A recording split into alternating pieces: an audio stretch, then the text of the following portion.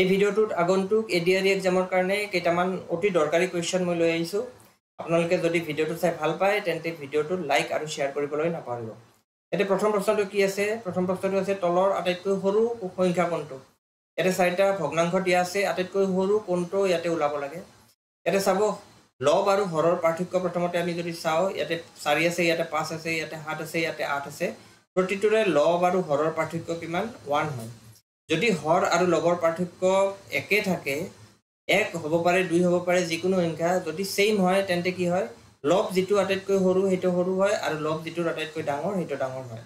ইয়াতে কি আছে? গতিকেইটাৰ যেটো ডিফাৰেন্স, লব আৰু হৰৰ ডিফাৰেন্স সেইটো সেম হয়, 1 হয়। গতিকে ইয়াতে আটাইতকৈ সৰু কোনটো হ'ব? ইয়াতে সৰু আছে লব আটাইতকৈ সৰু 4/5, গতিকে ইয়াৰ এনসাৰ হ'ব 4/5। এইটো আটাইতকৈ সৰু হ'ব। আৰু আটাইতকৈ ডাঙৰ কোনটো হ'ব? ইয়াতে লব যেটো আটাইতকৈ ডাঙৰ সেইটোৱে ডাঙৰ হ'ব। ইয়াতে লব কোনটো ডাঙৰ আটাইতকৈ? ইয়াতে 7/8, এইটো হ'ব আটাইতকৈ ডাঙৰ। আমি কেনেকৈ ওলালো? দুইটাৰে পাৰ্থক্য চালো, হৰ আৰু লবৰ পাৰ্থক্য গতিকেইটাতে যদি একে হয়, সেম হয়, তেন্তে লব যেটো সৰু সেইটো সৰু, লব যেটো ডাঙৰ সেইটো ডাঙৰ হয়। পিছৰ প্ৰশ্নটো হৈছে এটা আয়তক্ষেত্ৰৰ দৈৰ্ঘ্য ইয়াৰ প্ৰস্থৰ 3 গুণ হয়। যদি ইয়াৰ পৰিধি 64 সেন্টিমিটাৰ হয় তেন্তে আয়তক্ষেত্ৰটোৰ প্ৰস্থ কিমান?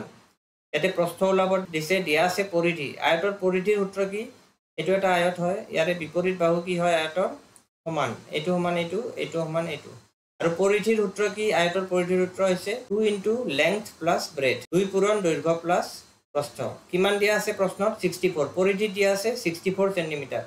গতিকে 2 * l + b 64 হ'ব। ইয়াতে 2 থাকিল। ইয়াতে দিয়া আছে দৈৰ্ঘ্য প্ৰস্থৰ 3 গুণ, দৈৰ্ঘ্য প্ৰস্থৰ 3 গুণ। গতিকে প্ৰস্থ যদি আমি x ধৰো, ইয়াতে b ৰ মান x হ'ব, তেতিয়া দৈৰ্ঘ্য কিমান হৈ যাব? 3x। যেহেতু 3 গুণ গতিকে 3x হৈ যাব, = 64। গতিকে ইয়াতে 2 থাকিল, 3x আৰু x যোগ হলে কিমান হ'ব? 4x হ'ব। 2 * 4x = 64। পূৰণ চিহ্ন কিয় আহিল? ইয়াতে ব্ৰেকেটত থকা মানে এইটো পূৰণ বুজায়, গতিকে আমি ইয়াতে পূৰণ দি দিছো। 8x = 64। গতিকে x = কিমান হ'ব? ইয়াতে পূৰণ হৈ আছে, 8টো ইয়াতে তলত গুচি যাব, হৰণ হৈ যাব। হৰণ হলে কি হ'ব? 8ৰে 8 বাৰ। গতিকে x আমি কিহৰ মান ধৰিছো? x আমি ব্ৰেডথ বা প্ৰস্থৰ মান ধৰিছো। ইয়াতে ওলাব কি দিছে? প্ৰস্থ কিমান? গতিকে ইয়াৰ এনসাৰ হ'ব অপচন ডি। আমি কেনেকৈ কৰিলো? আয়তৰ কি দিয়া আছে? পৰিধি দিয়া আছে। আয়তৰ পৰিধি মানে হৈছে ইয়াৰ বাউণ্ডাৰীটো, গোটেই বাউণ্ডাৰীটো কিমান দীঘল এইটো আয়তৰ পৰিধি বা পৰিসীমা। আয়তৰ পৰিসীমাৰ সূত্ৰ কি? 2 * length + breadth, 2 * length + breadth কিমান হ'ব? 64। যেহেতু এইটো প্ৰশ্নত দিয়া আছে, গতিকে ইয়াতে লেংথ কি আছে? ব্ৰেডথৰ 3 গুণ, অৰ্থাৎ প্ৰস্থৰ 3 গুণ দৈৰ্ঘ্য। গতিকে প্ৰস্থ যদি x হয় দৈৰ্ঘ্য হ'ব 3x, যেহেতু 3 গুণ। গতিকে ইয়াতে 3x আৰু x যোগ হৈ হ'ব 4x। এই 4x 2 ৰ লগত পূৰণ হৈ কিমান হ'ব? 8x। 8x = 64। ইয়াতে x = কি হ'ব? 8 এটা পূৰণ হৈ আছে, ইয়াতফালে আহিলে হৰণ হৈ যাব, এনসাৰ হ'ব অপচন ডি, 8 সেন্টিমিটাৰ। পিছৰ প্ৰশ্নটো আমি চাই লওঁ। পিছৰ প্ৰশ্নটো কি দিয়া আছে? এটা বৃত্তৰ পৰিধি 132 সেন্টিমিটাৰ, তেতিয়া ইয়াৰ ব্যাস হ'ব। পৰিধি দিয়া আছে, বৃত্তৰ ব্যাস ওলাব লাগে।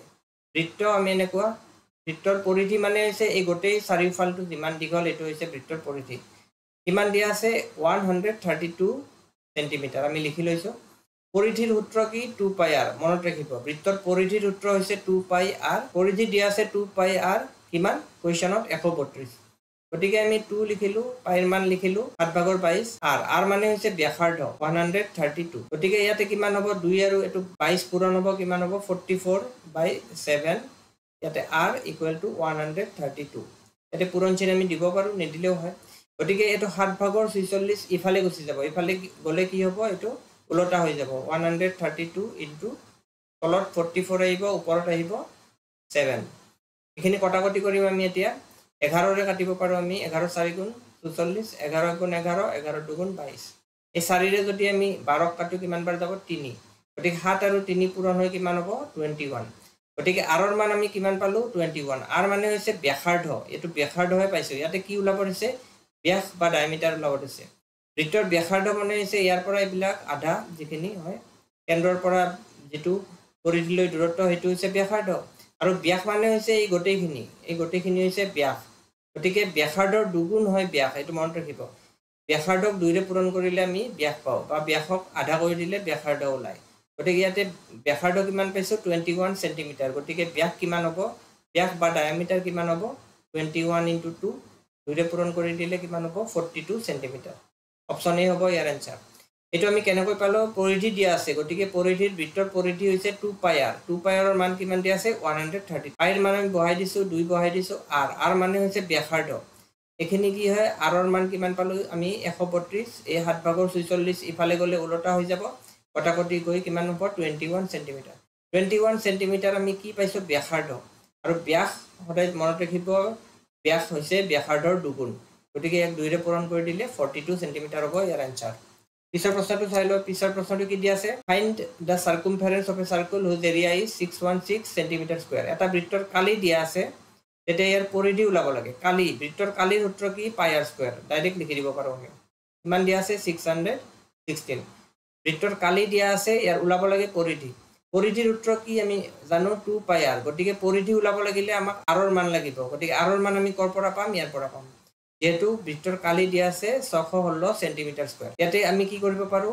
পাইৰ মান বহাব পাৰো কিমান 7 ভাগৰ 22 into r square equal to 616 এটি r স্কয়াৰ ইকুৱেল টু কি হ'ব এই 7 ভাগৰ 22 ইফালে আহিব ইফালে আহিলে সমান চিহ্নৰ ইফালে আহিলে কি হ'ব এটো হৰণত আছে এটো পূৰণত গুচি যাব ওপৰ এটো পূৰণ হৈ আছে এটো হৰণ হৈ যাব উলটি যাব গতিকে এইখিনি কটাকটি কৰিলে কি হ'ব 11 ৰে যদি কাটো 11 দুগুণ 22 ইয়াতে 11 5 গুণ 55 11 6 গুণ 56 2 ৰে কাটিলে কিমান হ'ব 28 গতিকে r স্কয়াৰ মান কিমান হ'ব 28 ইনটু 7 খিনি হ'ব r স্কয়াৰ গতিকে r স্কয়াৰ ইকুৱেল টু কিমান হ'ব 28 আৰু 7 কিমান পূৰণ কৰিলে কিমান হ'ব 7 8 গুণ 56 8 2 গুণ 14 196 r স্কয়াৰ ইকুৱেল টু 196 টো কি সংখ্যাৰ বৰ্গ হয় 196 টো মনত ৰাখিব 14 ৰ বৰ্গ দুটা 14 পূৰণ কৰিলে 196 পাম আমি গতিকে ইয়াতে স্কয়াৰ স্কয়াৰ কটাকটি যাব r ৰ মান কিমান পাবলো আমি 14 r ৰ মান পালো 14 সেমি ইয়াতে উলাব কি দিছে পৰিধি উলাব দিছে বৃত্তৰ পৰিধিৰ সূত্ৰ কি 2 পাই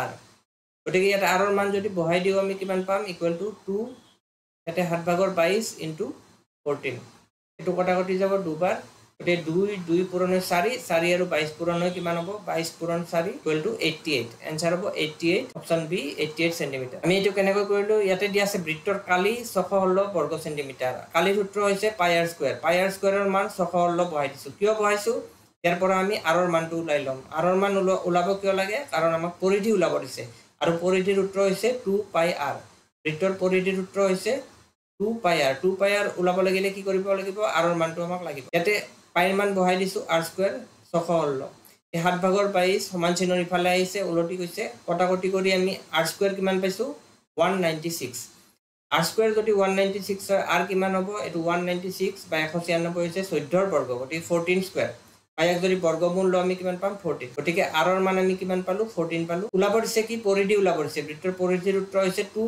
পাই r পৰিধিৰ সূত্ৰ হৈছে 2 পাই r 2 পাইৰ মান বহাই দিছো 7 ভাগৰ 22 আৰু r আমি কিমান পাইছো 14 ইয়াতে বহাই দিছো তো কটাকটি কৰিলে কিমান পাম আমি 88 সেমি গতিকে ইয়াৰ পৰিধি কিমান হ'ব বৃত্তটোৰ পৰিধি হ'ব 88 সেমি পিছৰ প্ৰশ্নটো আমি চাই লও পিছৰ প্ৰশ্নটো কি দিয়া আছে এটা বৃত্তৰ পৰিধি আৰু ব্যাসৰ মাজৰ পাৰ্থক্য 60 সেমি হলে ব্যাসাৰ্ধ কিমান হ'ব ইয়াতে দিয়া আছে পৰিধি আৰু ব্যাসৰ মাজৰ পাৰ্থক্য বৃত্তৰ পৰিধিৰ সূত্ৰ কি 2 পাই r মাইনাস ইয়াতে দিয়া আছে ব্যাস মানে হৈছে ডায়ামিটাৰ কিমান দিয়া আছে পাৰ্থক্য 60 গতিকে কি হ'ব 2 পাই r মাইনাস d হৈছে ব্যাস বৃত্তৰ ব্যাস এই গটেখিনি কেন্দ্ৰৰ মাজেৰে যায় আৰু ব্যাসাৰ্ধ হৈছে ইয়াৰ আধা গতিকে আমি কি হৈছে d মানে হৈছে ব্যাসটো গটেখিনি আৰু ইয়াৰ আধা হৈছে ব্যাসাৰ্ধ গতিকে ব্যাসাৰ্ধক 2 ৰে পূৰণ কৰিলে কি পাও আমি ব্যাস পাও গতিকে আমি এটো কি লিখিব পাৰো 2r লিখিব পাৰো d ঠাইত আমি কি লিখিব পাৰো 2r লিখিব পাৰো কাৰণ 2 ব্যাসাৰ্ধৰ 2 গুণ হয় ব্যাস ইয়াতে আমি কি কৰিম 2 পাই r - 2r = 60 গতিকে ইয়াতে 2 পাইৰ মান কিমান আছে 7 ভাগৰ 22 r - 2r = 60 এখিনি এতিয়া আমি কি সমাধান কৰিম ইয়াতে 2 আৰু 22 পূৰণ কিমান হ'ব 44/7r মাইনাস ইয়াতে 2r = 60 ইয়াতে কি কৰিব লাগিব এটো r টো ওপৰত আছে গতিকে ইয়াতে তলত কি আছে 1 আছে 7 আৰু 1 ৰ লসাগু কিমান হয় 7 এই 7 ৰে 7ক হৰণ কৰিলে কি হ'ব এবাৰ যাব ইয়াতে যদি হৰ আৰু এই লসাগু সেম হয় আপোনালোকে ওপৰত যি থাকে এটো ডাইৰেক্ট বহাই দিব পাৰে 44r আৰু ইয়াতে যদি হৰ যদি 1 হয় আৰু লসাগু বেলেগ থাকে তেতিয়া ওপৰত যেটো থাকে এটো ডাইৰেক্ট পূৰণ কৰি দিব একেৰে 7ক 7 বাৰ যায় 7 দুগুণে 14r = কি হ'ব 60 ইমপ্লাইজ কি হ'ব তলত আছে 7 ওপৰত 44 r ৰ পৰা 14r যদি বিয়োগ কৰো আমাৰ কিমান থাকিব 30r থাকিব = 60 ইয়াতে তলত কি আছে 1 এতিয়া আমি কি কৰিম ইয়াক পৰে তলে পূৰণ কৰিলে 30r আৰু 1 পূৰণ হ'ব কি হ'ব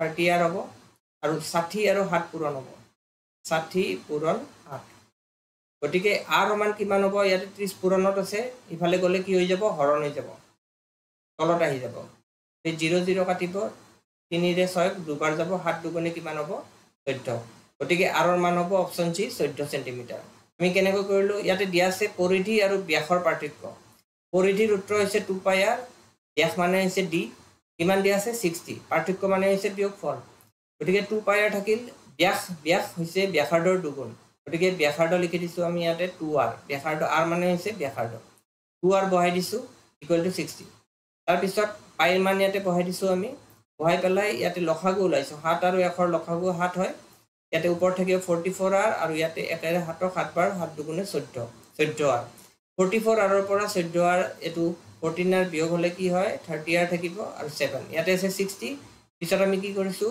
এটো পূৰণ কৰি দিছো পূৰণ কৰি দিলে কি হয় 30r 1 ৰ লগত পূৰণ হয় 30r হ'ব ক্ৰস মাল্টিপল কৰা হৈছে ইয়াতে 7 আৰু 60 পূৰণ হ'ব ইয়াতে 60 * 7 গতিকে r সমান কি হ'ব 32 ইফালে গুচি আহিব কটাকটি গলে 14 অপচন সি হ'ব ইয়াৰে আনসাৰ পিছৰ প্ৰশ্নটো কি দিয়া আছে যদি এটা বৃত্তৰ পৰিধি 20% বৃদ্ধি কৰা হয় তেন্তে ইয়াৰ ক্ষেত্ৰফল কিমান বৃদ্ধি হ'ব বৃত্তৰ পৰিধি যদি 20% বৃদ্ধি কৰা হয় এটো এটা বৃত্তৰ এই পৰিধি যেটো পৰিধি মানে হৈছে বাউন্ডাৰীটো দীঘল কৰি দিয়া হৈছে 20% তেন্তে ইয়াৰ ক্ষেত্ৰফল কিমান বৃদ্ধি পাব আপোনালোকে মনত ৰাখিব যি কোনো আয়ত বৰ্গ বৃত্ত এবিলাকৰ যদি আমি কি কৰো পৰিধি যদি বৃদ্ধি কৰো আৰু ওলাব দিয়ে যদি ক্ষেত্ৰফল কিমান বৃদ্ধি পায় এনেকুৱা কোৱেশ্চন যদি কৰিব লাগে ইয়াৰ এটাই সূত্ৰ হৈছে a + b + ab/100 এটো মনত ৰাখিব a + b + ab/100 এটো বৰ্গ আয়ত সবৰে ক্ষেত্ৰত খাতে ইয়াতে a + b + ab/100 এটো হৈছে ফৰ্মুলা ইয়াতে a ৰ মান হৈছে পাৰ্সেন্ট কিমান বৃদ্ধি হৈছে 20% গতিকে a ৰ মান হ'ব 20 b ৰ মান কি হ'ব ইয়াতে যেহেতু এবাৰ দিছে 20% বৃদ্ধি হৈছে তেন্তে b ৰ মান 20 লিখিম অৰ্থাৎ যদি কিছুমান কোৱেশ্চন আহে এনেকুৱা যে 20% বৃদ্ধি কৰি আকৌ 30% বৃদ্ধি কৰা হৈছে তেতিয়া যদি ক্ষেত্ৰফল কিমান বৃদ্ধি পায় এনেকুৱা ওলাব দিয়ে তেন্তে a ৰ মান 20 হ'ব b ৰ মান 30 হ'ব সেই তেনে ক্ষেত্ৰত ইয়াতে যেহেতু 1% দিয়া আছে গতিকে আমি a ৰ ঠাইতো 20 লিখিম b ৰ ঠাইতো 20 লিখিম প্লাস 20 * 20/100 কটাকটি কৰিলে কি হ'ব 0 0 কাটি যাব ইয়াতে 20 + 20 কিমান হ'ব ইয়াতে কিমান আছে 2 আৰু 2 পূৰণ হৈ আছে 20 + 20 + 4 সমান 44% এটা অপচন হ'ব অপচন সি হ'ব উত্তৰ আমি কেনেকৈ কৰিলো যদি এটা বৃত্ত বা আয়ত বা বৰ্গৰ এনেকৈ পৰিধি বৃদ্ধি কৰা হয় 20% 10% 30% আৰু যদি ইয়াৰ ক্ষেত্ৰফল কিমান বৃদ্ধি পায় হেটো ওলাব দেই তেন্তে ইয়াৰ ফৰ্মুলা হৈছে a + b + ab/100 মনত ৰাখিব এটো ইয়াতে a ৰ মান হৈছে কিমান শতাংশ বৃদ্ধি পায় যদি এবাৰ দিয়া থাকে যে 20% বৃদ্ধি পাইছে তেন্তে a আৰু b দুইটাৰ মান আমি একে ধৰিম আৰু ইয়াতে যদি 20% 30% 40% থাকে তেন্তে আমি a আৰু b ৰ মান এবাৰ 20 লিখিম এবাৰ 40 লিখিম যি দিয়া থাকে কোৱেশ্চন তেনেকৈ লিখিম